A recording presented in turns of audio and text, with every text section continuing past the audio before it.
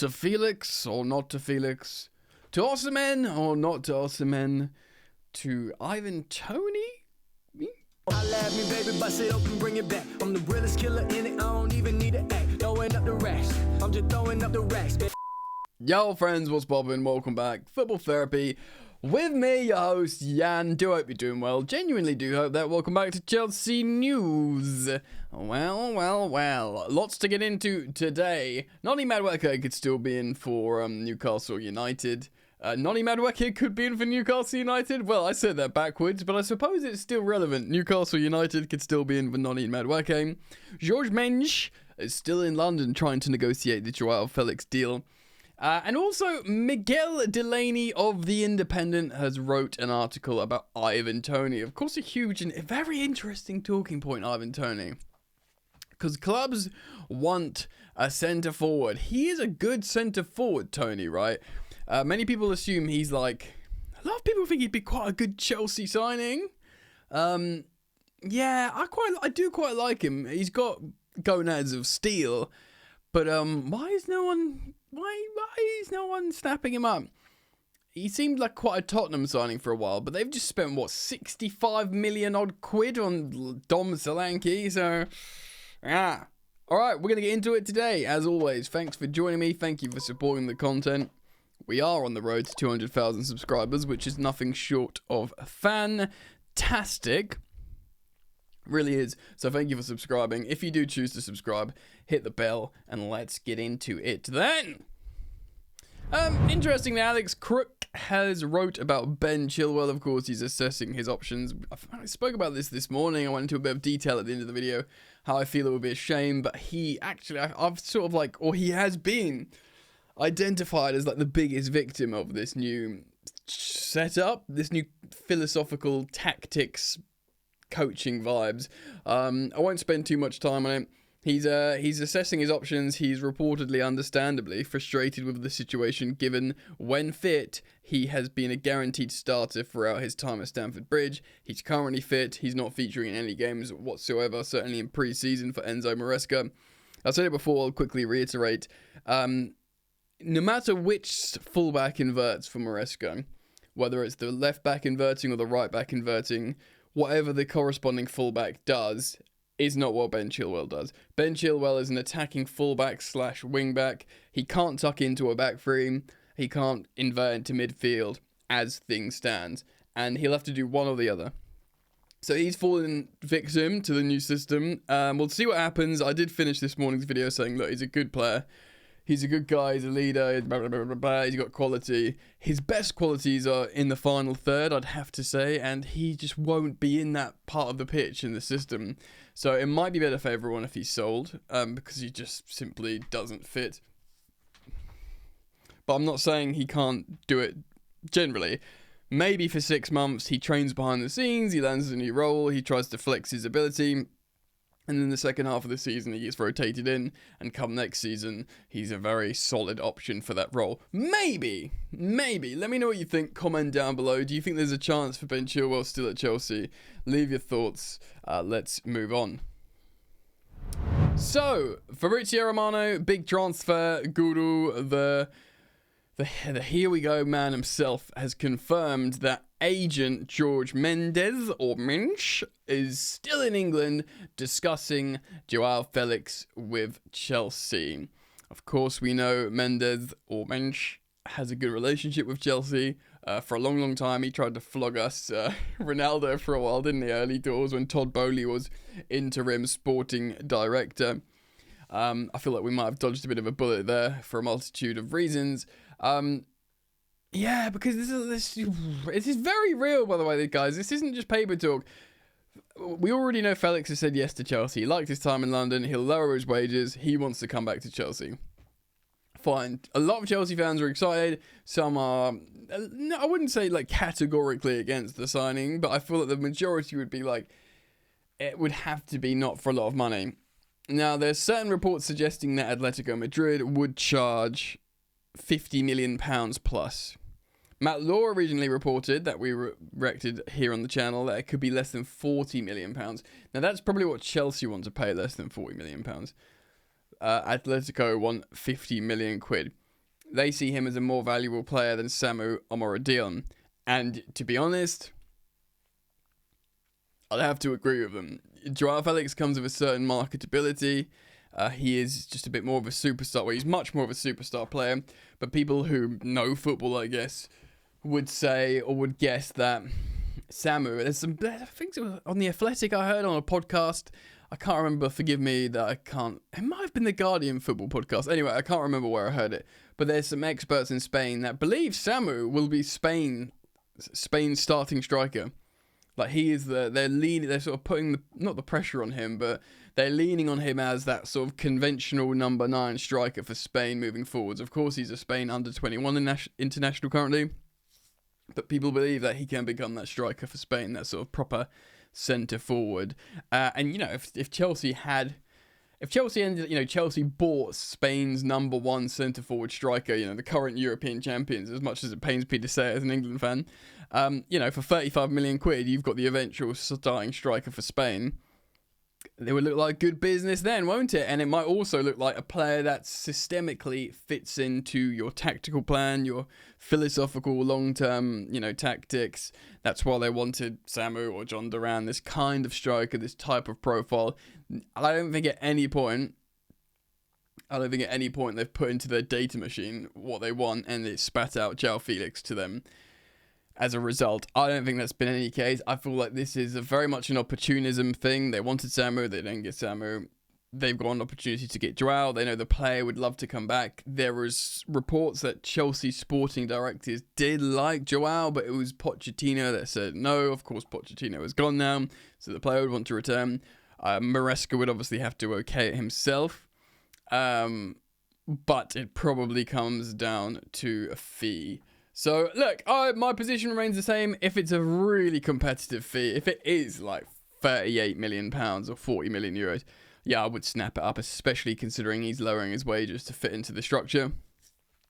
I would think, yeah, he's sick. Joao, I'd definitely have him as an attacking option, especially if he wants to be here. But, not for money that is silliness, do you know what I mean? So do let me know what you think on that. Let's move on. So, Chelsea do want a striker. We know that. Now, Toney of The Athletic reported, a few days ago that Chelsea want both a winger and at least one winger, they said. We've got Pedro Neto since then, so we've got that at least one. That could be it. Maybe see what happens with Felix, and we might sell Madueke to Newcastle. But Chelsea want a striker. They want a centre forward, and we haven't signed a centre forward. There was talk about even after Samu and Moradion, we could sign a centre forward on top of that. Whether that be an Osimhen or maybe someone like a Toney, which we're going to read about now from The Independent. So Miguel Delaney writes this. Brentford is still holding out for at least £60 million for Ivan Toney in this window, although interested clubs such as Chelsea and Manchester United may yet test that stance with offers of loan transfers with obligations to buy late in the window. Of course, they've just signed Joshua Zirkzee or whatever. The 28-year-old's contract is up next year, so he's only got 12 months left. And he has no willingness to sign a new deal. Well, yeah, you can understand that at 28, a guy of high ambitions who's played for England, who's scored a lot of Premier League goals, it is kind of now or never, isn't it? Which puts him in a distinctive position due to premium on forwards. It's for that reason Brentford have so far refused to give Toney up easily. Of course, the price tag in January was £100 million when he had 18 months left on this deal. Wowee. Arsenal were for a long time seen as the most likely buyers, but were initially put off by the valuation. Of course, I can understand that. Arteta briefly considered pursuing a deal in this window, but quickly decided to move on to other options, even before Euro 2024. That does leave an opening for those willing to be patient. Trying to basically, I guess, see if Brentford flinch, because in January he'll be worth absolutely nothing, and there'll be Brentford, the club they are, the size they are, they'd be insane to let him go on a free, because he will be their most valuable asset in their history, and they're going for free. Chelsea are another club seen as a club that would almost be ideal for Toney due to both proximity, very, very close to Brentford, and lack of goal scorers in the squad. Well, I'd contest that now a little bit. They are actively looking for forwards and currently engaged with a long, drawn-out negotiation with the camp of Napoli's Victor Osimhen, of course, over wages for a loan deal. A planned purchase of Atletico Madrid's Samu Amoradian, meanwhile, collapsed, of course, with Osimhen refusing to lower his demands of 12 million euros per year wages. Chelsea may yet consider other options. That's a lot of money for wages, of course. There was talk he didn't want to go on loan, Osimhen, but I think he'd have to. I think everyone would have to bend their initial, their position essentially, because he's not going to play for Napoli next season. So everyone's going to have to sort of, as you know, the season gets closer and closer. I think Chelsea are in a strong position here. They have also been put off by Brentford's valuation, but have kept an open interest and may explore more options later in the window. It is felt that is when the West London's club position on Toney could be weakened as they face up to the possibility of losing him for free next year or for much lower in January. Yeah, when 6 months on someone's contract, I don't know how close you'll be to 29 then. Be very little money indeed. United have basically they'll be desperate to sell Toney this summer, right? United have maintained a similar stance to Chelsea, although there is an unwillingness to go big on a forward of that age. I mean, that sounds very Chelsea as well. Under their new recruitment structure, that's very Chelsea, who have also been hampered by profit and sustainability limits. But a cost-effective deal for Toney could yet prove attractive. They signed Xerxes, didn't they? United need a forward, but the current priority is midfield. And of course, Tottenham have been an outside option, but Tottenham have just signed Dom Solanke as well, you know what I mean? So, look, how do I feel about Ivan Toney? Well, at some points, I would have really, really liked to sign him. I do think I like his demeanour. I like he's got a nice cold element to him, a bit like Cole Palmer actually, and he is very good at link play as well. He's good at transitional football, but I don't think he's just limited to that. I think he's just an all-round good footballer. But what's put me off Ivan Toney is almost the fact how like people aren't just really going for him, that he's gone quiet and like no one's buying him.